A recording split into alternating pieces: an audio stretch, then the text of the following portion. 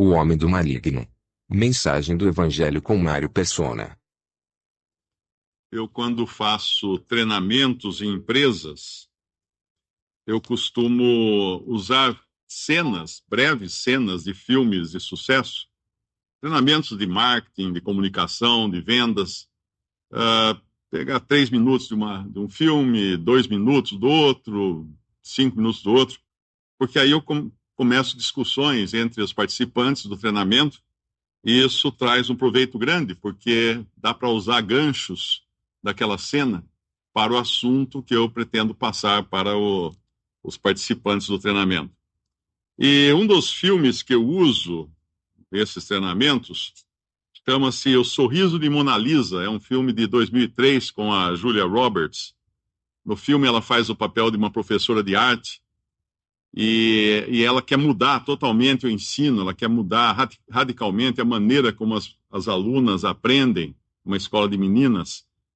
E numa das cenas ela tenta passar quadros famosos, mas ela viu que todo mundo já sabia tudo sobre aqueles quadros.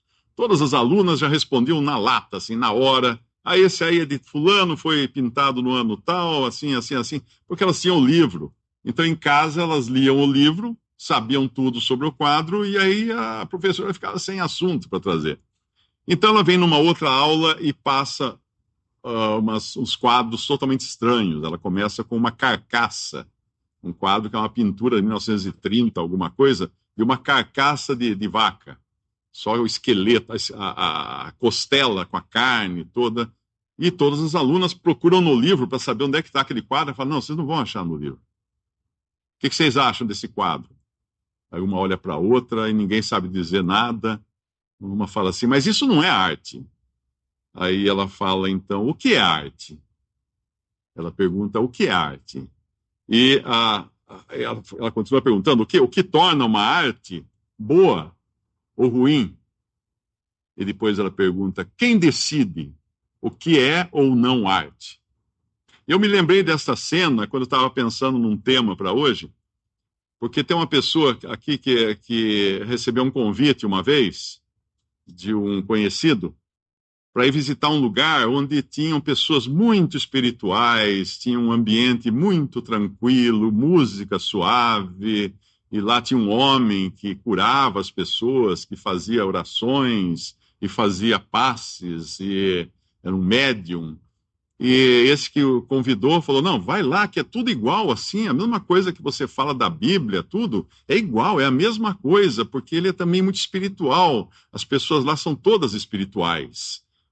E ele fez esse convite, claro, o convidado não foi, e teria que ir até Goiás, né, uma cidade do interior de Goiás, para encontrar esse médium, para conhecê-lo, e claro que não foi. E hoje está nas páginas dos jornais quem é esse mesmo médium.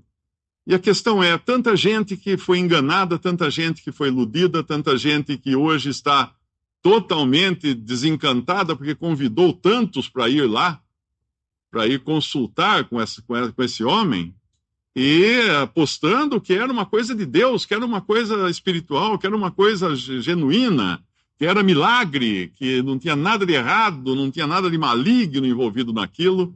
Hoje, quantas pessoas devem estar desapontadas, decepcionadas, sem contar aquelas que acusam, né, o homem de certas práticas. Mas aí entra essa mesma pergunta que a professora do filme faz, o que é arte? O que torna a arte boa ou ruim? Ou quem decide? Eu perguntaria, o que é uma coisa de Deus? O que torna uma coisa boa ou ruim no âmbito espiritual? Quem decide? Quem diz para você que aquilo é ou não de Deus? Quem é a autoridade que vai dar esse norte para você? Nós, quando compramos uma terra, uma casa, uma propriedade, uma fazenda, nós não damos o dinheiro sem antes assinar um contrato de compra e venda ou uma escritura de compra e venda. E ainda assim, nós vamos lá checar se está tudo ok. Você compra uma fazenda, você contrata um agrimensor para ir medir. Fala, não, vê lá se a terra que eu estou comprando é essa mesmo, as medidas que estão na Escritura, confere tudo direitinho. Precisa ter uma Escritura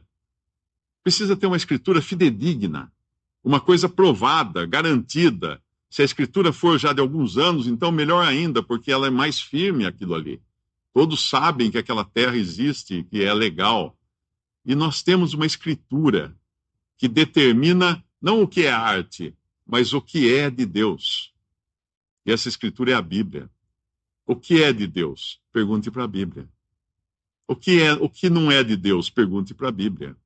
Porque Deus nos deixou uma palavra, que é a palavra dele, a Bíblia, para não nos deixar cegos nesse mundo, tateando, sem saber para onde ir. Sempre, fulano lá é muito espiritual, tá legal. O que ele fala? É de acordo com o que diz aqui a palavra de Deus ou não?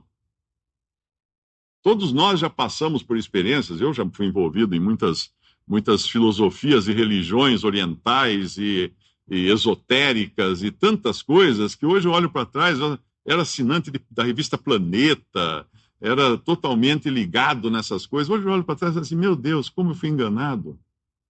Quanta coisa que não tinha nenhum fundamento, era simplesmente o achômetro das pessoas. E quando nós vamos nas Escrituras, nós encontramos a verdade. A verdade.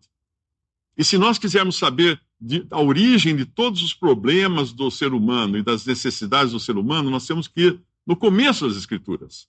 Se você pega um livro para ler, você não vai ler da metade do livro em diante, você vai ler no começo do livro. Deixa eu ver como é que começa essa história. Qual a origem da história? Quem são os personagens? Vamos lá no começo, porque ali o autor do livro, o escritor, apresenta todos os personagens, mostra quem é quem, mostra o papel que cada um terá na história, e aí nós vamos em Gênesis. E quando nós vamos em Gênesis, nós descobrimos a criação de Deus. Deus criando o homem. E quando Deus cria o homem e coloca o homem num lugar maravilhoso, num lugar com todos os benefícios possíveis, com apenas uma restrição, só uma. Livre, totalmente livre, desde que não comesse do fruto do conhecimento, da árvore do conhecimento do bem e do mal. O resto, tudo livre, perfeitamente livre. E onde ele foi? Ele vai justamente fazer aquilo que Deus falou para não fazer. E ali, Eva foi enganada pela conversa da serpente, que era Satanás travestido de serpente, e aí entrou pecado na criação, e com o pecado veio a morte, com o pecado veio toda a desgraça que acompanha até hoje a raça humana. Tudo começou lá no Éden. E Deus, um médico essa semana me perguntou, falou assim, mas eu não vejo paralelo entre o Deus do Novo Testamento e o Deus do Antigo Testamento. O do Novo é tão bom, tão misericordioso, tão gracioso. O do Antigo Testamento não, é muito terrível, é muito cruel, muito bravo. Por que ele matava pessoas? Por que essa diferença? E eu fui ler, inclusive, mais da palavra para explicar para ele, e eu vi que Deus era sim, gracioso no Antigo Testamento. Era misericordioso, sim, no Antigo Testamento. Era bondoso, sim, no Antigo Testamento também. Mas as circunstâncias exigiram que Deus agisse com rigor. E a primeira coisa que ele age com rigor é justamente expulsando Adão e Eva do paraíso, do Éden, colocando-os para fora, mas antes de fazer isso, mostrando a sua graça, a sua misericórdia, sacrificando um animal, pegando a pele desse animal e cobrindo a nudez de Adão e Eva, cobrindo o pecado deles, num claro símbolo, um claro anúncio de que um dia um inocente iria morrer no lugar do pecador, do homem pecador. Aquele animal representava Cristo Jesus. E não só esse ato de amor e misericórdia Deus teve, mas ele também colocou uma espada flamejante na entrada do jardim do Éden para que Adão e Eva não voltassem mais para o jardim do Éden. Por quê? Porque se eles voltassem, eles podiam comer da árvore da vida. Tinha uma árvore que era do conhecimento do bem e do mal, mas tinha uma árvore que era da vida, que não era proibido eles comerem. Eles poderiam ter comido da árvore da vida quando estavam dentro do jardim, não comeram. Não comeram, foram comer daquela que Deus tinha proibido. E se eles comessem da árvore da vida, agora, fora do jardim do Éden, pecadores, eles teriam vivido para sempre nessa condição de pecador. Eu não sei exatamente como seria, mas eu imagino alguma coisa parecida com esses filmes de zumbi. Tá na moda agora, toda hora inventa um filme novo de zumbi, com aquelas pessoas andando pela rua e com pedaços de carne caindo do rosto, membros deslocando e coisas assim, porque são pessoas que não conseguem morrer, mas ainda assim o corpo vai se deteriorando todo. E assim seria o ser humano. Impossível morrer, mas vivendo uma vida miserável, uma vida desgraçada por ser pecador, sem saída para isso. Então Deus, na sua misericórdia, bloqueou para que o homem não chegasse nessa árvore da vida. E aí, então, Adão e Eva vão agora povoar o mundo do lado de fora do Jardim do Éden. E em Gênesis 4, versículo 1, diz que e conheceu Adão a Eva, sua mulher, e ela concebeu e teve a Caim. E disse, Eva disse, não foi Caim quem disse, Eva disse, alcancei do Senhor um varão. Mais uma vez, Eva foi enganada. Ela já tinha sido enganada lá no Jardim do Éden, agora ela foi enganada de novo. Porque o que ela diz aqui não é verdade. Ela não alcançou do Senhor um varão. Porque quando nós lemos em 1 João 3,12, diz assim, não como Caim, que era do maligno e matou seu irmão. E por que causa o matou? Porque as suas obras eram más, e as do seu irmão justas. Caim era do maligno. Caim não era do Senhor. Era do maligno, Caim. Não que ela tivesse tido alguma relação com o maligno. Não, de forma alguma. Mas quando nós vamos lá no Evangelho de Mateus, capítulo 13, diz no versículo 38, o campo é o mundo, a boa semente são os filhos do reino, e o joio são os filhos do maligno. Porque Satanás tem, sim, capacidade de influenciar pessoas e torná-las, então, suas servas do maligno. O próprio Judas, né? Judas, nós sabemos que no final, ele foi possuído por Satanás.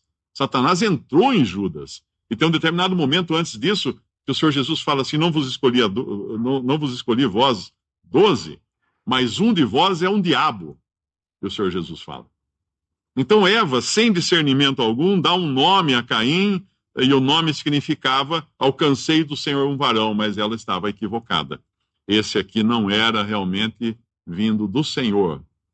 Não era vindo do Senhor. Vinha da união de um homem com uma mulher, como vem qualquer um aqui de nós, de um homem e de uma mulher. Mas era um homem maligno. Era um homem maligno. E ele vai demonstrar sua malignidade logo em seguida, quando ele mata o seu próprio irmão. Ele assassina Abel, o seu próprio irmão, por inveja. E essa inveja vai acontecer, vai acompanhar o homem o tempo todo. Por quê? Porque no momento que um homem é do maligno, como Caim era, ele odiava Deus.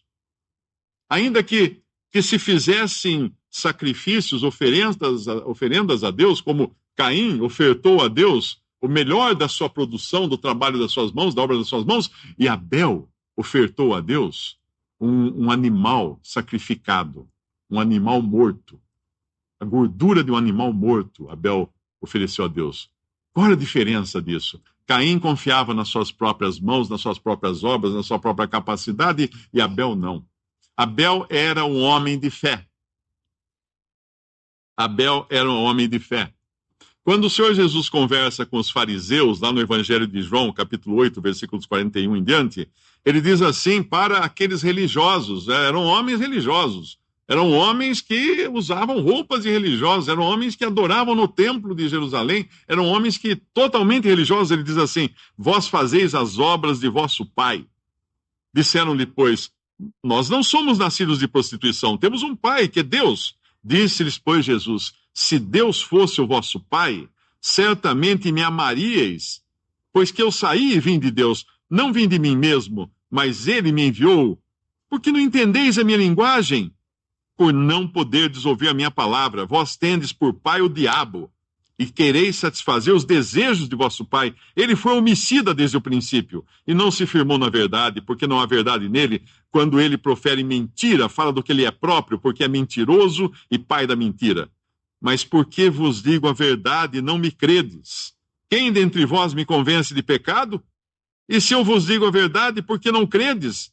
Quem é de Deus, escuta as palavras de Deus. Por isso vós não as escutais, porque não sois de Deus. Isso era muito grave o que ele estava falando para aqueles homens religiosos. Não sois de Deus.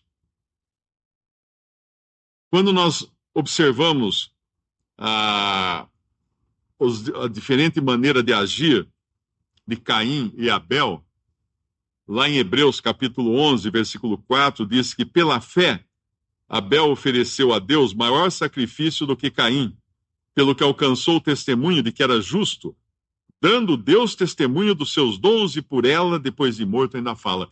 Pela fé, Abel ofereceu maior sacrifício. Por quê? Pela fé ele ofereceu maior sacrifício. Porque ele se lembrava do que Adão contava para ele, do sacrifício que Deus tinha feito no jardim do Éden de um animal, que só podia ser um sacrifício que agradava a Deus.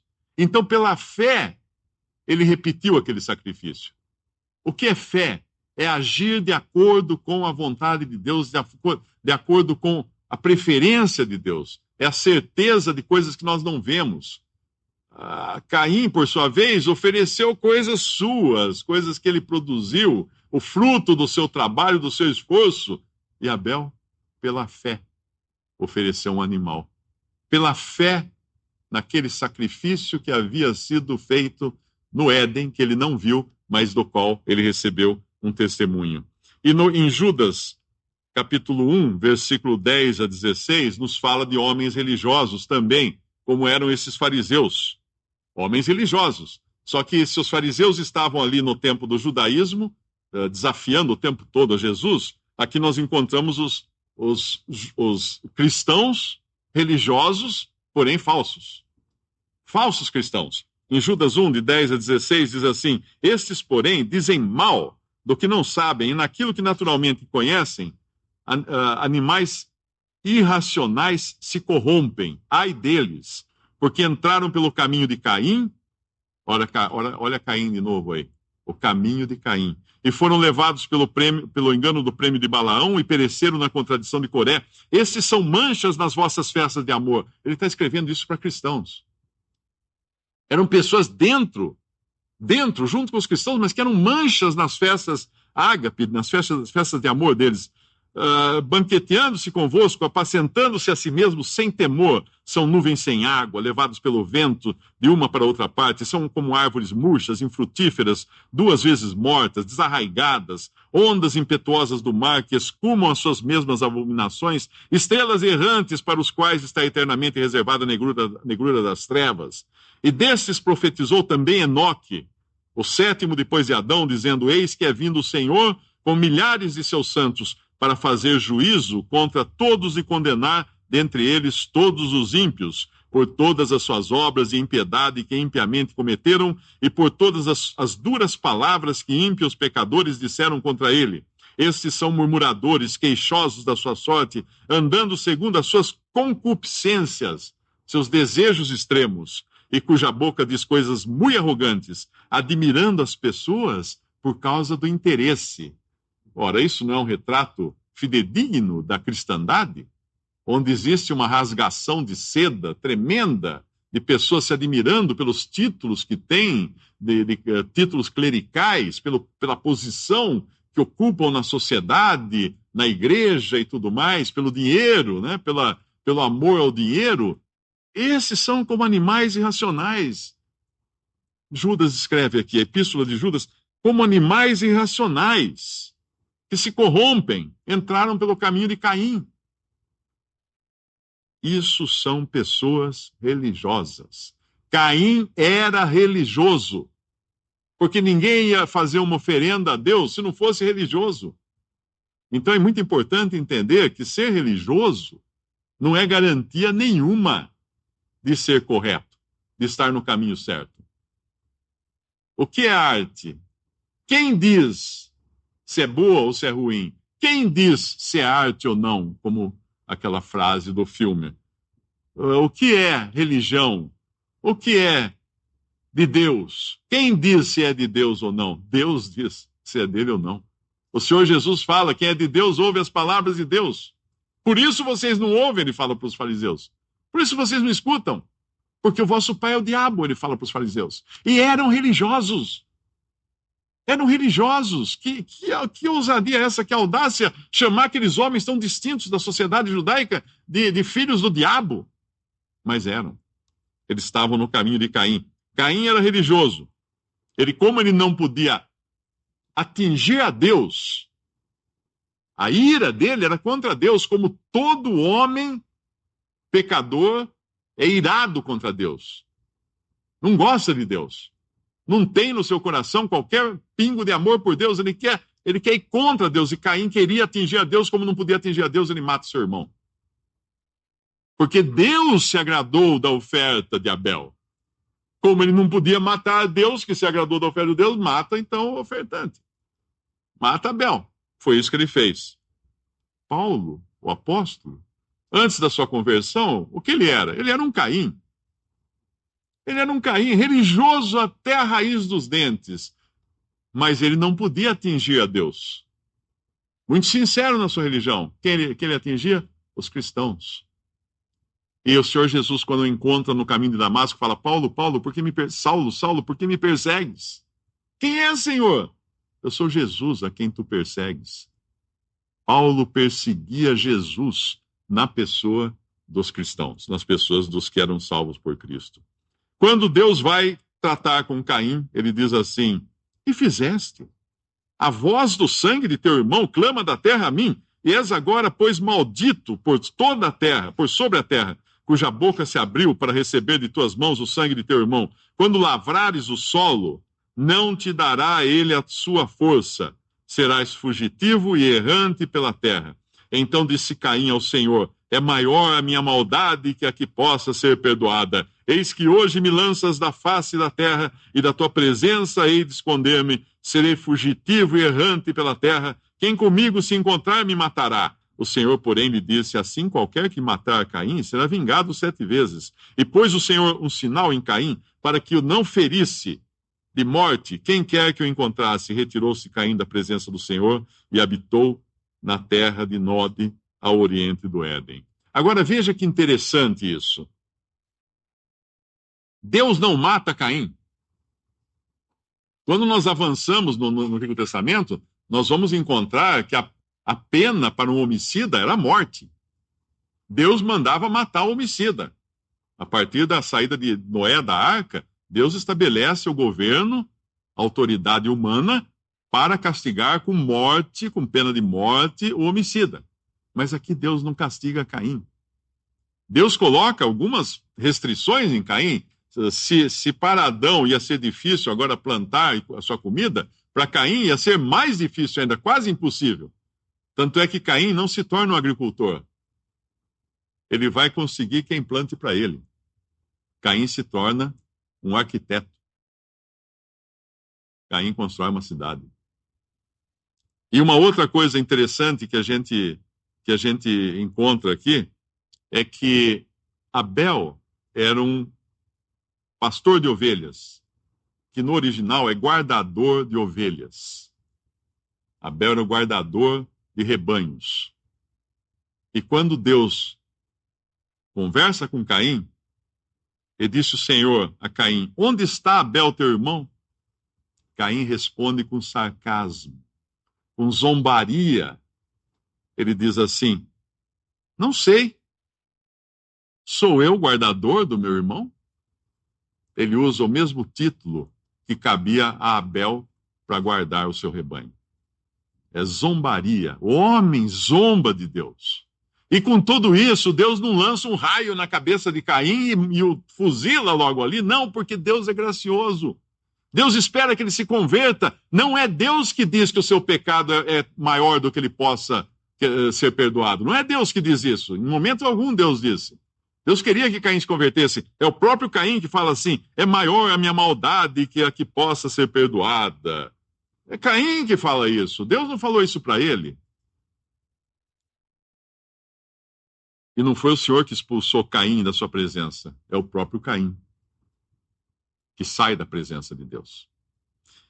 E continua a vida de Caim. Conheceu Caim a sua mulher, ela concebeu, deu à luz Enoque, e ele edificou uma cidade.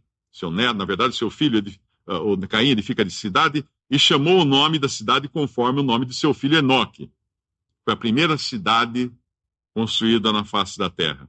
E a Enoque nasceu Irade. Irade gerou a Meujael, e Meujael gerou a Metusael, Metusael gerou a Lameque, e tomou Lameque para si 2 mulheres. Olha agora o desvio.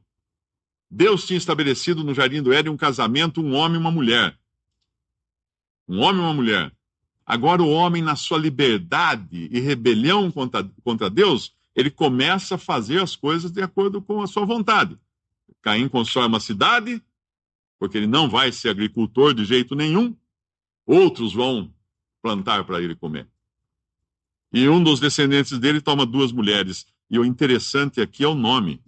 Os nomes na Bíblia têm significado. O nome de uma era Ada, e o nome da outra, Zilá. E Ada deu à luz a Jabal, esse foi o pai dos que habitam em tendas e tem gado. O nome do seu irmão era Jubal, esse foi o pai de todos os que tocam harpa e órgão. E Zilá também deu à luz a Tubal-Caim, mestre de toda a obra de cobre e ferro. Começa agora aqui o desejo do homem formar um planeta que possa atender às suas necessidades da melhor maneira possível e ele possa, então, viver bem aqui na Terra, nesse planeta, separado de Deus. E o detalhe aqui, a primeira mulher depois de Eva, o nome Eva é mãe de todos os viventes, né? Em alguns lugares, Eva é chamada junto com Adão. Deus chamou, criou o homem e a mulher e os chamou de Adão. Tem um versículo que fala em Gênesis. Mas essa é a primeira mulher que aparece depois de Eva. E o nome dela, Ada, significa ornamento ou prazer. Se algum dia você quis saber de onde veio o costume da mulher ser objeto de ornamento ou de prazer dos homens, é só voltar no começo da história da humanidade. Está lá. Está lá desde o começo. A mulher foi usada como ornamento e prazer de homens. Eu sei que isso pode chocar alguém, mas essa é a pura verdade. O mundo está aí, abre a janela e olha em volta para ver o que acontece na sociedade. Então, as consequências desse tempo em que o Senhor deixou o homem agir sozinho, livre, tomar quantas mulheres ele quisesse, fazer do jeito que ele quisesse, construir cidade, fazer o que quisesse, não tinha um juízo de Deus, um governo de Deus agindo sobre o homem nesse mundo. Era um playground, isso aqui. E isso levou o homem aonde? Viu o Senhor que a maldade do homem se multiplicara sobre a terra e que toda a imaginação dos pensamentos do seu coração era má continuamente. E então arrependeu-se o Senhor de haver feito o homem sobre a terra, pesou-lhe o coração e disse o Senhor: destruirei o homem que criei de sobre a face da terra, desde o homem até o animal, até o réptil e até a ave dos céus, porque me arrependo de os haver feito. 120 anos, então, Deus dá de prazo para Noé construir uma arca e para o homem se arrepender também. Porque Noé, enquanto construía aquela arca, pregava para todos em volta. Lá em 2 Pedro diz assim: Deus não perdoou ao mundo antigo, mas guardou a Noé pregoeiro da justiça. Noé saía por lá, pelo mundo antigo, falando para as pessoas: se arrependam, se arrependam. Virá um dilúvio. A arca é o lugar para ser salvo. Não perdoou o mundo antigo, mas guardou a Noé, pregoeiro da justiça, com mais 7 pessoas, ao trazer o dilúvio sobre o mundo dos ímpios. Isso em 2 Pedro 2,5. Mas não foi só com palavras que Noé pregou. Ele era pregoeiro da justiça, é claro, mas com vida também. Em Gênesis 6, versículo 9, diz que Noé era homem justo e perfeito em suas gerações. Noé andava com Deus. 800 anos viveu Noé. 800 anos Deus teve um homem aqui na terra testemunhando de Deus em meio a uma raça totalmente perdida em iniquidade. Totalmente solta nos seus próprios desejos e concupiscências. Imagine o que Noé passava no meio de tudo isso. Mas não era só Noé, não. Não era só Noé, não, porque tinham outros. Noé, na realidade, quando Noé nasceu, foi mais de 100 anos depois da morte de Adão. Mas antes de Noé nascer, tinha toda uma geração de pessoas, descendentes de Sete, que era o terceiro filho de Adão, que era uma linhagem que adorava a Deus. E essas pessoas viveram, inclusive, durante o tempo de Noé. Noé foi contemporâneo de algumas dessas pessoas. Mas, quando nós vamos quando nós pensamos que Deus tinha uma arca de salvação e ninguém deu atenção a isso, a gente pensa que triste. Porque hoje Deus tem uma arca de salvação que é pregada todos os dias em todo o mundo. Cristo Jesus é a arca.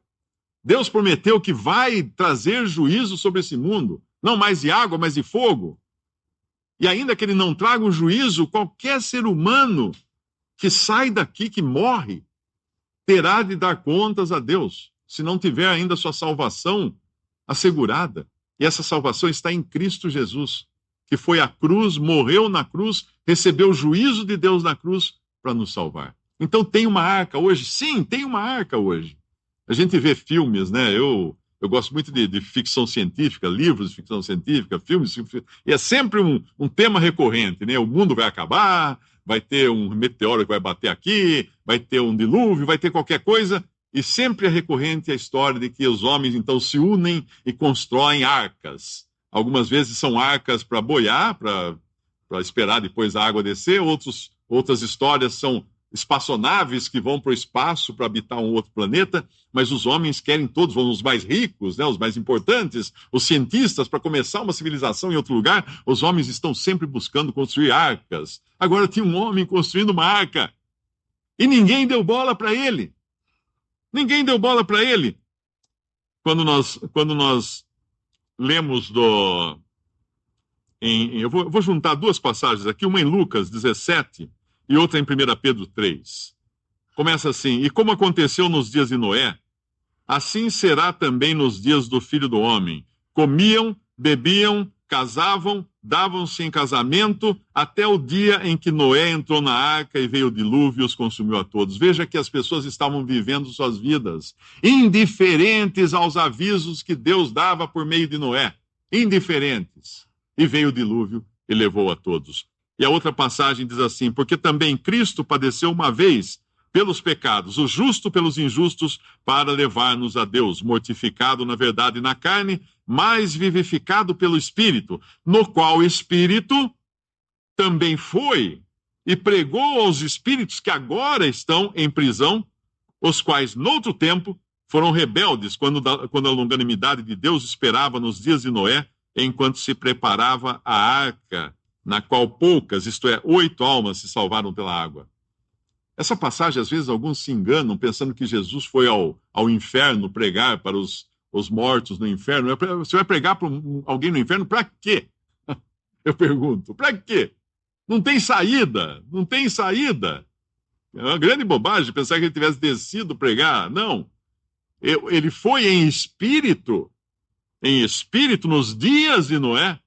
Ele pregou através de Noé para que aquelas pessoas se salvassem. Assim como o Espírito Santo hoje fala, através daqueles que pregam o Evangelho, a mensagem do Evangelho, a palavra de Deus tem poder para converter e salvar pessoas.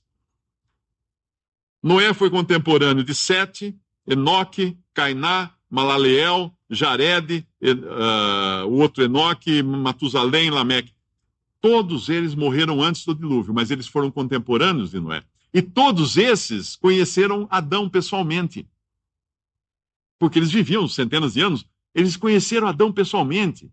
Então, Noé podia sentar-se com qualquer um deles e falar assim: escuta, conta o que Adão falava lá do Jardim do Éden. Como é que foi a queda do homem? O que Deus fez no jardim? Matou um animal? Foi assim? É verdade? É assim que foi. Eles tinham ouvido da boca de Adão essas coisas. Olha que coisa incrível.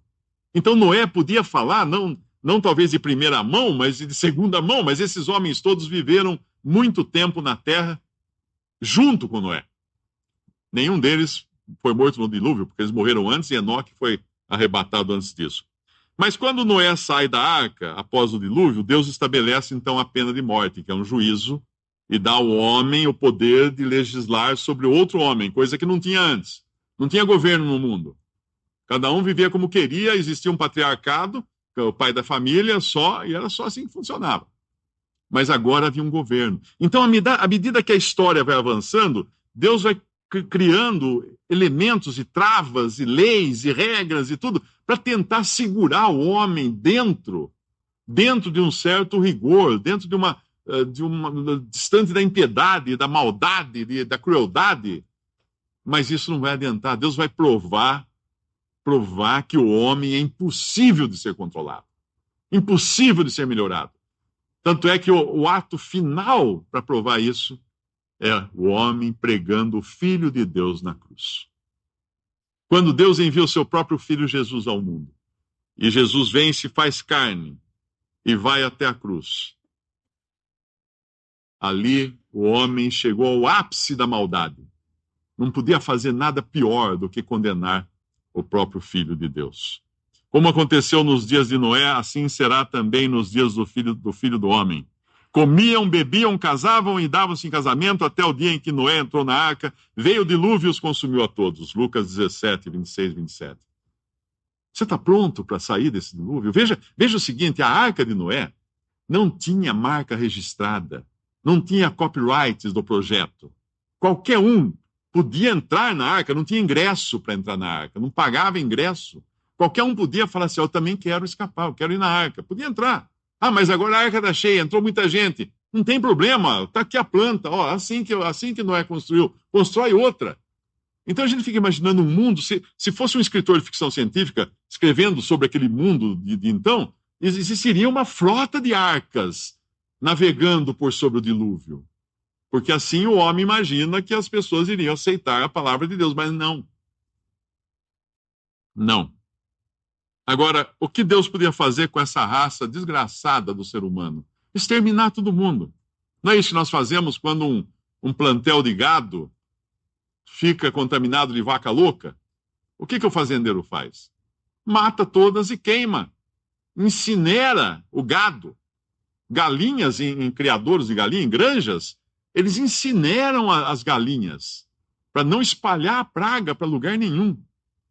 É isso que o homem faz com a sua criação, com os seus animais que ele cria para seu sustento. E Deus poderia fazer isso? Poderia. Poderia. Em 1 Samuel 2,6 diz que o Senhor é o que tira a vida e a dá, faz descer a sepultura e faz tornar subir dela. Não tem oleiro poder sobre o barro? Pergunta Paulo lá em Romanos, capítulo 9, versículo 21. Tem. Deus podia muito bem exterminar a raça humana.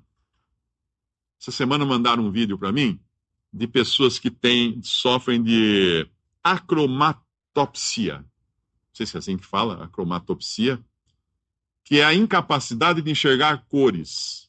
Pessoas que passam a vida enxergando em preto e branco. E agora inventaram os óculos, que a pessoa coloca os óculos e de repente ela vê tudo colorido. Então nesse vídeo eles mostram as pessoas recebendo óculos pela primeira vez. E é de chorar. Porque de repente a pessoa começa a olhar assim, começa a limpar as lágrimas do olho e fala assim, foi isso que eu perdi a vida inteira? Não estava vendo o mundo como ele era na realidade. Agora imagina se nós inventássemos uns óculos que nos permitissem enxergar como Deus enxerga o ser humano pecador. E nós colocássemos esses óculos, nós veríamos um filme de zumbis, um filme de terror, porque é o que Deus enxerga no homem. Não há bem algum no homem. Todos pecaram, todos inimigos de Deus, todos zumbis caminhando por esta vida, rumando para o inferno, para a perdição. O que nós faríamos se nós colocássemos esses óculos? A primeira coisa seria comprarmos uma arma, porque de repente todas as pessoas ao nosso redor seriam pessoas perigosas aos nossos olhos agora, à nossa visão. Seriam monstros que podiam nos atacar a qualquer momento. Seríamos como num personagem de um filme de terror, de zumbis. E se nós olhássemos no espelho, veríamos que nós éramos iguais. E sabe o que aconteceria com a raça humana se existissem esses óculos? Seria extinta. Porque um mataria o outro mataria um, todo mundo tentando se defender, até que o último olhasse no espelho e acabaria se matando também, porque não aguentaria a visão daquela coisa horrenda. É assim que Deus enxerga a humanidade.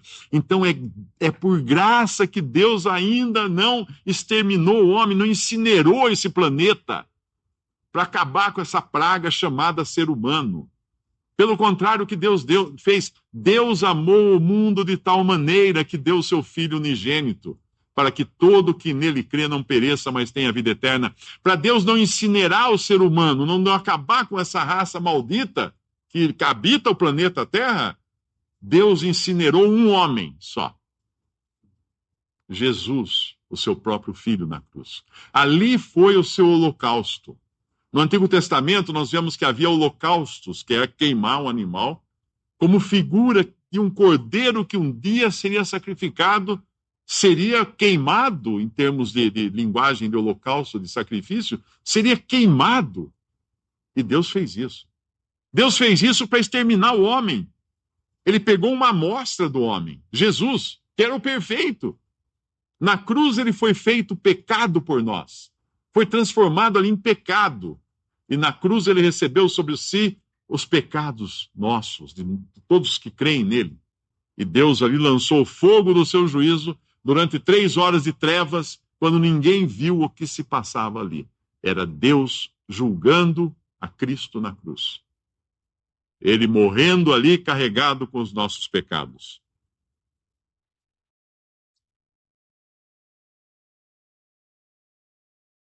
Deus pôs um fim no homem, porque Deus queria começar de novo. Mas não do jeito que ele já tentou outras vezes, no dilúvio, por exemplo. Não das maneiras antigas. Deus queria fazer uma nova criação. Passar uma borracha na velha criação. Uma nova criação. E agora, quem está em Cristo é nova criação. Quem crê em Jesus como seu Salvador, aquele sacrifício na cruz fica valendo para você, se você crê em Jesus. Você não terá que enfrentar o juízo de Deus, porque ele enfrentou.